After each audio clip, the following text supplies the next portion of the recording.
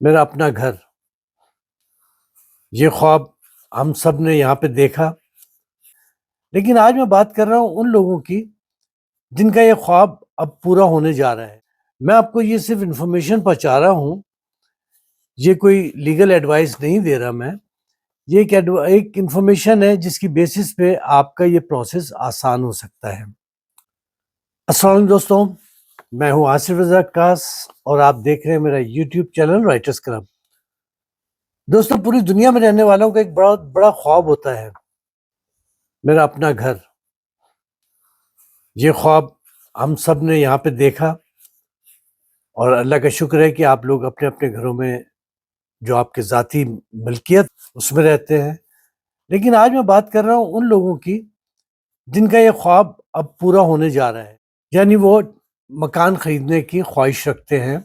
یہ مکان خریدنے کی جانب پہلا قدم ہوتا ہے۔ ٹیکسس میں مکان کیسے خریدیں اور اسٹیپ بائی اسٹیپ میں آپ کو اس کے بارے میں بتاؤں گا، لیکن اگر آپ کو اس کی انفارمیشن ہوگی تو آپ کو یقیناً کوئی پریشانی نہیں ہوگی کہ آپ ریسرچ کریں اپنے طور پہ مختلف علاقوں میں پراپرٹیز کے بارے میں، اس علاقے کو دیکھیں، لیکن کچھ باتیں آپ کو مکان خریدنے سے پہلے اپنے سامنے رکھنی ہوں کہ بچے چھوٹے ہیں تو آپ کو اسکولنگ کا ایک ایشو ہوگا۔ ہیوسٹن، ڈیلس یا مختلف علاقوں میں اسکول کی گریڈنگز بھی ہیں، تو یہ آپ کو ایک چیز ذہن میں رکھنی ہوگی۔ دوسری چیز یہ ہے کہ آپ کو کمیوٹ، یعنی آپ کو اپنے آفس سے کتنی دور آپ کو مکان سوٹ کرتا ہے۔ صبح کے وقت ٹریفک بہت ہوتا ہے تو وہ آپ کو دیکھنا ہوتا ہے۔ گروسری کرنے کے لیے آپ کے قریب میں کون سے شاپنگ سینٹرز ہیں وہ آپ دیکھ سکتے ہیں۔ یہ سب ساری چیزیں آپ اپنی سہولت کے مطابق دیکھیں گے۔ دوسری چیز جو آپ نے وہ یہ کرنا ہے کہ آپ کتنا آپ افورڈ کر سکتے ہیں اس کی مورگیج۔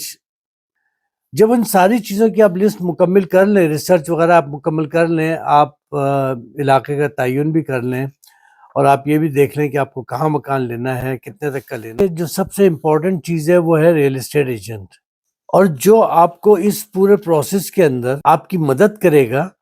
پھر آپ کو مورگیج کے لیے، مکان خریدنے کے لیے، پراپرٹی لون کے لیے آپ کو پری کوالیفائی اپنے آپ کو کرانا ہوگا، اور آپ کو پری اپروول آپ کو لینا پڑے گا بینک سے کہ آپ کو کتنا لون مل سکتا ہے اور کتنے تک کی پراپرٹی آپ خرید سکتے ہیں۔ پھر ہوگا پراپرٹی کی تلاش شروع کریں، یہ تیسرا مرحلہ ہے۔ چوتھا ہے کسی پراپرٹی پر آفر کریں کہ بھئی یہ پراپرٹی جو ہے اس کی یہ پرائس یہ ہے اور میں اتنے میں خریدنا چاہتا ہوں۔ اس کے بعد آپ انسپیکشن کرائیں گے، یہ ہے پانچواں اسٹیپ۔ چھٹا اسٹیپ ہے، یعنی آپ جب کلوزنگ کے قریب ہوں گے تو یہ چھٹا اسٹیپ ہے جو کہ آخری اسٹیپ ہو۔ تو ہم ان سب چیزوں کو اسٹیپ بائی اسٹیپ لے کے چلیں گے۔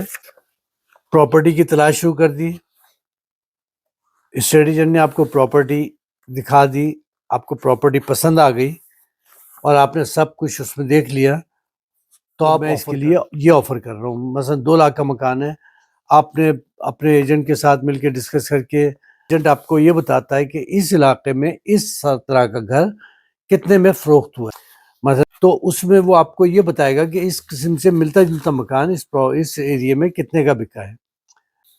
اس کے بعد معائنہ کرانا پڑتا ہے۔ معائنہ کے مراد یہ ہے کہ انسپیکشن ہوتی ہے آپ کے گھر کی، اور وہ جو انسپیکشن ہے وہ آپ کو سرٹیفائیڈ ایک جو لائسنس پراپرٹی انسپیکٹر ہوتا ہے، وہ آپ کے مکان کی ایک ایک چیز دیکھتا ہے کہ ایٹک میں جا کے دیکھے گا، روف دیکھے گا، روف کے شنگلز کیسے ہیں، چھت کیسی ہے، اس کی فاؤنڈیشن ہے وہ کیسی ہے، اس کا لیول کیسا ہے، فاؤنڈیشن کا کتنے انچ وہ ایک left right south east west کہیں سے اگر کچھ اس کے اندر وہ نیچے ہے تو وہ واٹر لیول سے وہ چیک کرے گا پراپرٹی کو، دیواریں چیک کرے گا، واٹر لیک چیک کرے گا، ایون پلمبنگ، الیکٹرک، ایک ایک چیز وہ انسپیکشن کر کے چیک کر کے رپورٹ دے دے گا ان چیزوں کی ریپیئرنگ کی ضرورت ہے یا یہ فالٹی ہیں۔ آپ کلوزنگ سے پہلے اس پارٹی سے آپ بات کر سکتے ہیں، اس کو وہ فکس کرا کے دے گا. آفر آپ نے اس کو دے دیا، اگر وہ آفر قبول کر لیتا ہے تو ٹائم آ جاتا ہے کلوزنگ کے قریب کا.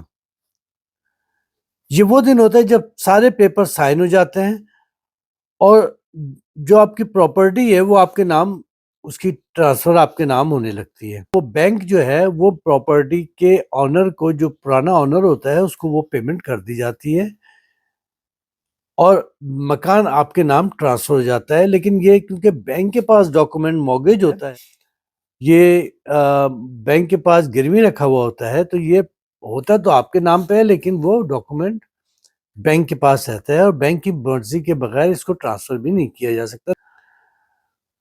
اور اس کے بعد اس کے اوپر جو ریکوائرڈ ہوتی ہیں چیزیں، مثلا انشورنس جیسے ہو گئی، آپ کی جو موگیج کی انشورنس ہو گئی اور دوسری پراپرٹی کی، اور جو بھی انشورنس ریکوائرمنٹ ہوتی ہے ایز پر لا، وہ آپ کو ساری کارروائی پوری کرنی پڑتی ہے. اور اس طرح یہ مکان آپ کا ہو جاتا ہے اور آپ کے خواب کی تکمیل ہو جاتی ہے. کچھ پراپرٹیز ایسی ہیں جن پہ آپ کو 3.5%، 5% سے لے کے 20% تک پے کرنا پڑتا ہے انیشیل ڈاؤن پیمنٹ. انشورنس ایسی چیز ہے جو آپ کو دینی پڑتی ہے. اس کے بعد سال کے بعد آپ کو اپنا جو پراپرٹی ٹیکس آتا ہے وہ آپ کو سال کے بعد پے کرنا پڑتا ہے. اس کا ایک اور طریقہ بھی ہے کہ اگر آپ اسکرو اکاؤنٹ بینک میں کھولتے ہیں تو اس میں آپ کی جو موگیج ہے وہ جمع ہوتی ہے. انشورنس اگر آپ منتھلی بیسس پہ ڈائریکٹ کرانا چاہتے ہیں وہ جمع کرا سکتے ہیں.